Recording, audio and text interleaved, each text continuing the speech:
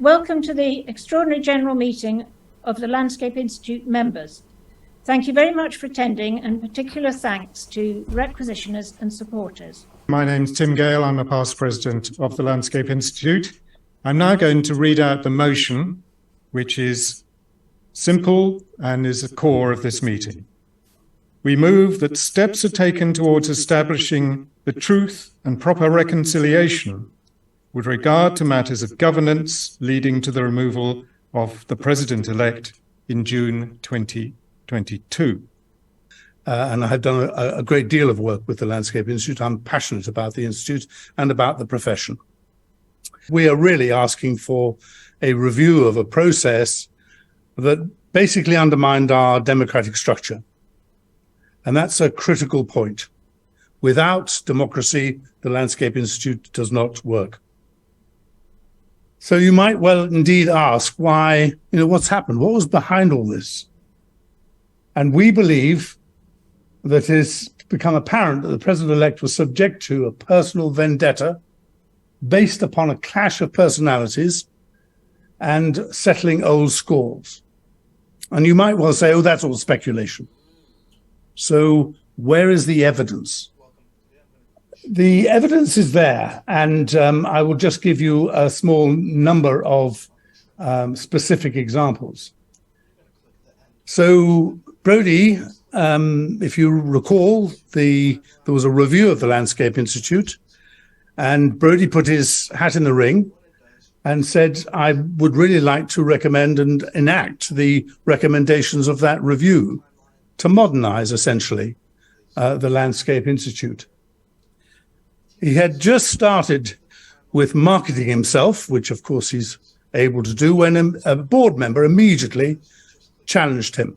And that was investigated quite fully, and he was found he had no case to answer. The vice president, as soon as the election results were announced, I wrote to the vice president congratulating him, as I did with the president-elect. I had an email back from Noel Farrow, who was the vice president, saying, I don't agree with the member's choice.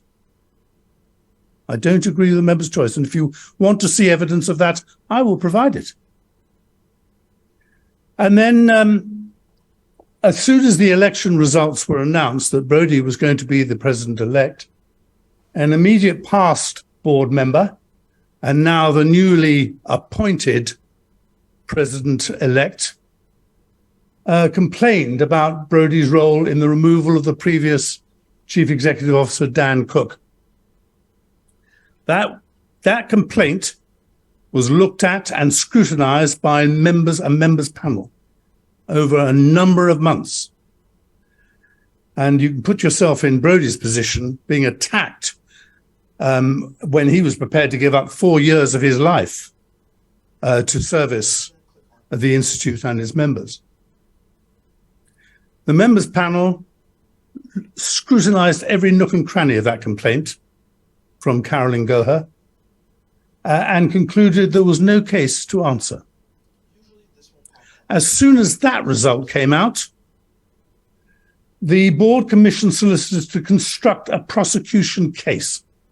No question in my mind. That's actually what happened.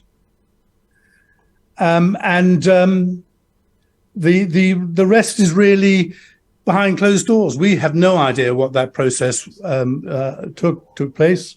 We don't know much about it because it was all shrouded in confidentiality. Our second speaker is Hal Moggridge, OBE. Hal was president of the Landscape Institute from 1979 to 1981. Democracy requires that the elected Landscape President Institute should assume the presidency unless a convicted criminal. And this was respected in 2014 when the elected president assumed office in spite of the appeal court having just found him professionally negligent. In contrast, Brodie McAllister, after being elected president by the membership, has been removed from trusteeship and then presidency. following an internal process with continuous board involvement, though our regulations give only council the power to dismiss a trustee. Having analysed the 227-page Advisory Council Committee of Inquiry report, which I printed out, and having analysed it, I am convinced the process adopted was completely illegitimate.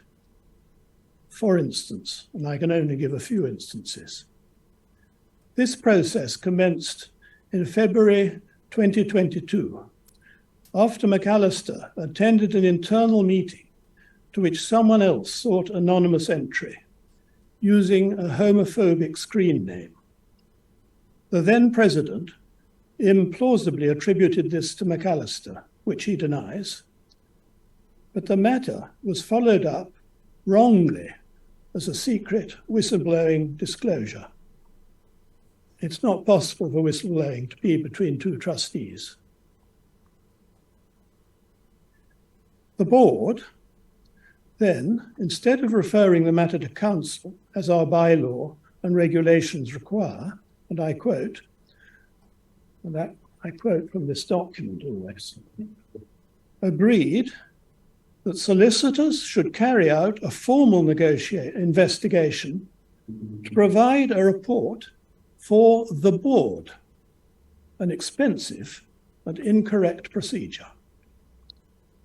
Only after 6 weeks did the board refer the matter to council, having decided against the options of taking no action, mediation, or a disciplinary complaint, in favour of whether the council should remove McAllister as a trustee. It's all written in this document. Council's Committee of Inquiry later sought evidence from an IT specialist about this incident, but declined his offer to undertake a forensic examination of the subject's computer. One supposes because this might have conclusively confirmed McAllister's denial. The procedure against McAllister appears faulty, secretive, and unworthy of our membership organisation, incorrect in many respects, as well as those I have mentioned. Therefore, the concept of natural justice and the well-being of our institute now require an independent review leading to establishment of the truth and then proper reconciliation. Please vote for the motion. Our next speaker is Brodie McAllister, FLI, whose case is the subject of the motion and this meeting. Brodie.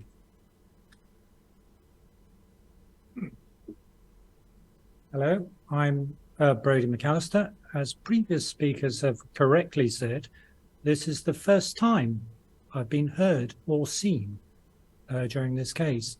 The case lasted 5 months during my President-elect period, preceded immediately by a previous complaint that lasted 4 months, for which there was no case to answer.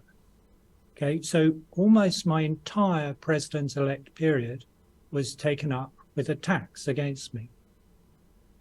I was elected on a 23% popular vote for a mandate that was about delivering outwardness, moving away from petty inward bureaucracy and establishing a member-led body that was broad and inclusive. My question is, are we going to get that now? Because we are now leaderless. We have no permanent chief executive. We have not got an elected president. We haven't had a president last year or for the coming year. That is a breach of charter.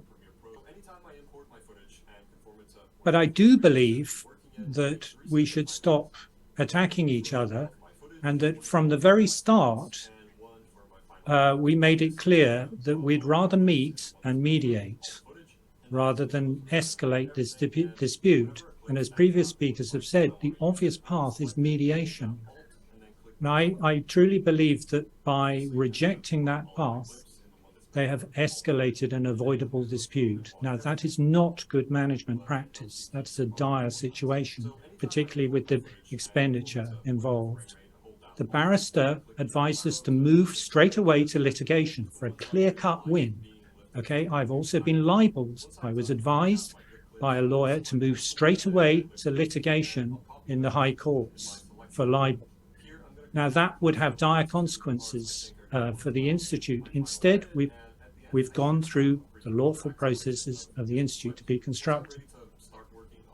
The Institute is a membership-led body, and yet the lawyer who was charged with the prosecution was told the Institute doesn't include the membership. It's just the governance. How did we get here? Well, it's a history of not accepting mediation, of democracy collapse last month, leaderless, not focusing on our cause. We've got a charitable cause. You can't blame us for not focusing on it. All we want is justice. Unwise spending 4 years in a row beyond budget. We are not allowing the members to hold the board to account. That's why we've gone wrong. We are controlling free speech. We are locking down the branches. We are overspending. And we are escalating disputes. But it's not us, it's the board. So the people might be asking, what are the charges? Well, Hal has spoken briefly about them. But when we had a barrister look at them, they said the whistleblowing was only based on the imposter instance in an internal meeting. And that she was very surprised that they seemed to have inflated volume and bolted on extra accusations, and that one of them was just a reinvention of the previous complaint, which had been dismissed. Okay. The rest was minor stuff, unproven, inflated. Now, even the Institute's lawyers who were charged with prosecution, they were directed to prosecute, they said that the whistleblowing issue had not been proven. It was not conclusive. It had not been admitted to. They still went ahead. The lawyers told the Institute that if you proceed, you will damage your own reputation. They still went ahead. That took an extraordinary toll on me and damaged my career. As a volunteer, I pay the Institute, and yet they used that money against me. The case was marred by defamation of me and now my supporters, claiming, oh, the legal expenditure was your fault. Well, I wasn't afforded any defence. How could it be their fault? It was all one-sided. Now, that Catherine Brown report was commissioned to reduce dispute. Okay, 2.5 years later, it has not been delivered because the people who were part of the problem were put in charge of the delivery, the implementation.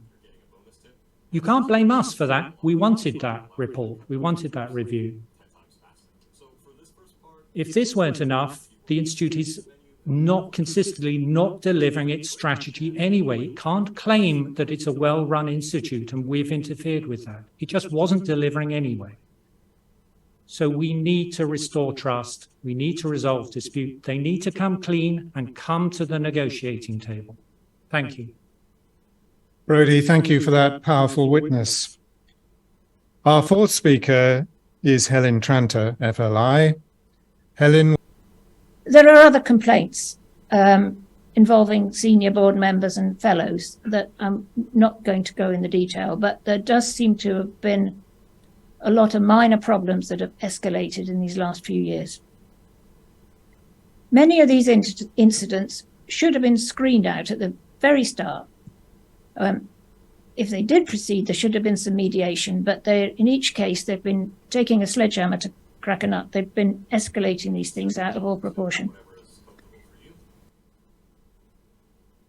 Thank you, Helen.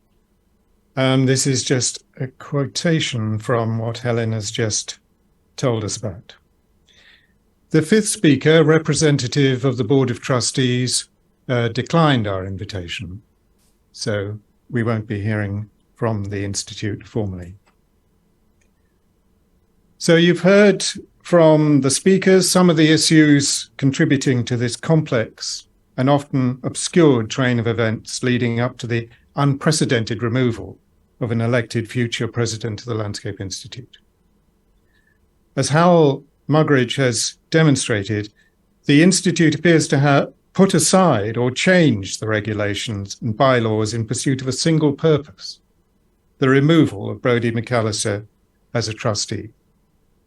The bigger picture is no less troubling, as described by Merrick, Brodie himself, and now Helen. There are many unanswered questions which may need to be addressed in months to come, and this is why we ask for an inquiry. But now I'd like to throw the floor open to questions. Please bear with us, we've never done this before, so there are many in the room, but there are even more online. An independent review is the way forward. This is not something which is completely out of sync with anything the Institute has done before. But also, when you're looking at the context in which some of these things are happening, it said that the board recognised when they commissioned the independent review, the Institute is experiencing some substantial and long-standing problems of culture and behaviour and leadership which are impeding its ability to deliver its strategy and to function effectively. Symptoms include high levels of staff turnover and sickness and the resignation of a number of both elected and appointed board members over recent years. But I think don't be misunderstood that the LI is doing everything well and somehow Brodie is the troublemaker. The trouble is in the heart of the Institute. I'm Roger Kent. I'm a fellow of the Institute and a member of the technical committee. And I'd just like to elaborate on one or two questions outstanding on the financial aspects of this behaviour. First of all, can we please review the procedures? Sorry, I can't see anything. The procedures required for the board to justify expenditure of approximately £150,000. Now I understand that's £170,000 from Landscape Institute funds on legal costs to support their case. This is a membership subscription resource which surely has to pass a scrupulous approval process. Where is this process? Identified or recorded? Was it followed? Was an estimate of probable legal fees established and considered before commissioning this level of expenditure? Who was responsible for approving it?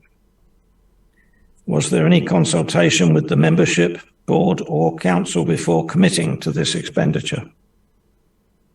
Did the Institute impose any cap on the potential legal expenditure? Was this figure exceeded? What constraints have been imposed to determine final costs? Richard Burden on Zoom, would you like to ask your question? Strangely enough, I hadn't actually raised my hand, but I was thinking of making a comment that during all my time as Honorary Secretary, Vice President and President, we didn't have any of these complaints.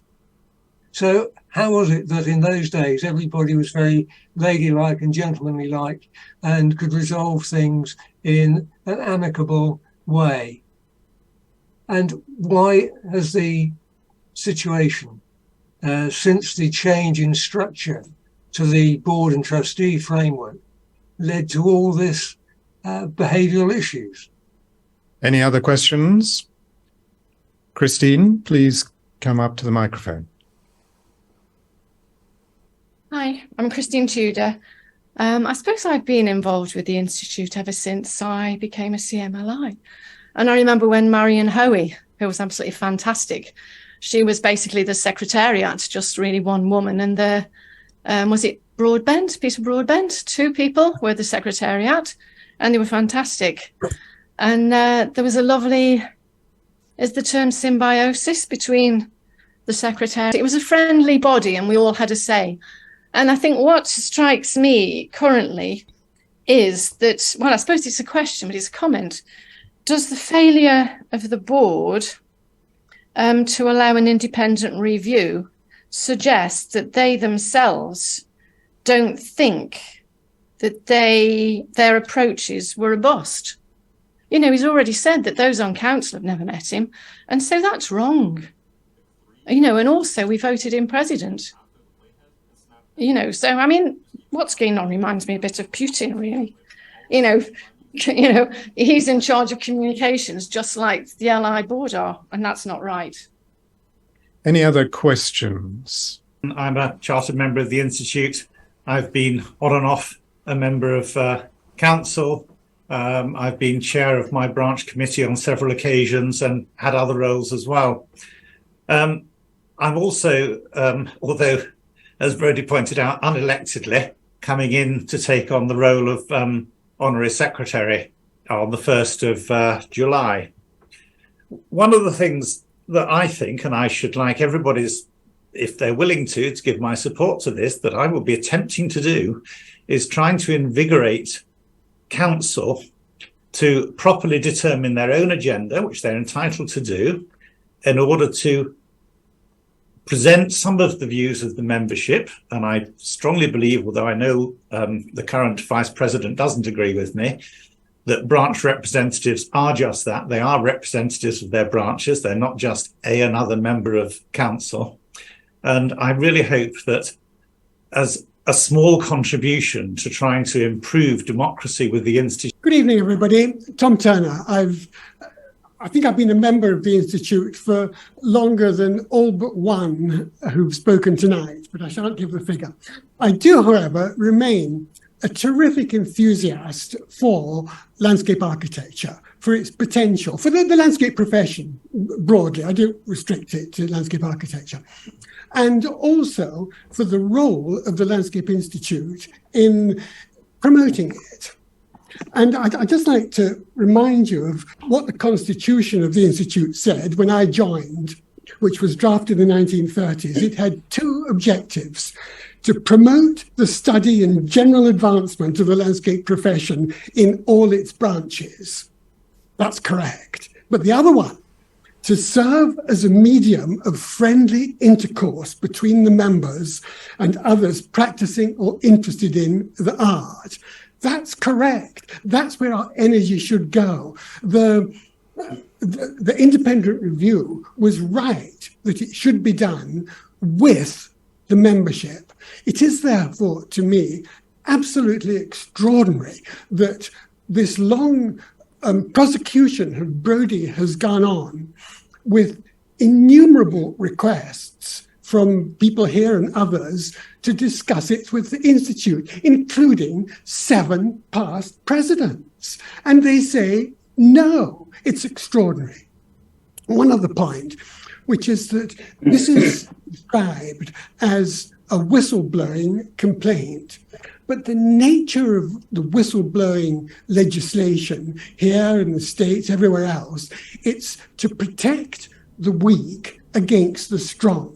And so it's typically a case like Erin Brockovich, that a big company is poisoning the public and the whistleblower reveals it, or there's a fault, a rough nadir is associated with it. There's a fault in a motor car and the poor employee needs to be protected against the bosses. But this is the reverse of that. This is the board, the strong, attacking the weak and using whistleblowing procedure to do it.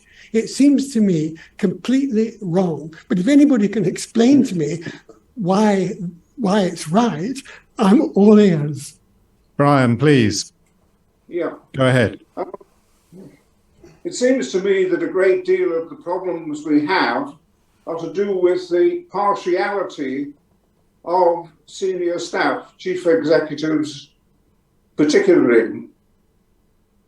They have only one point of view, and that is to serve the board and not the members.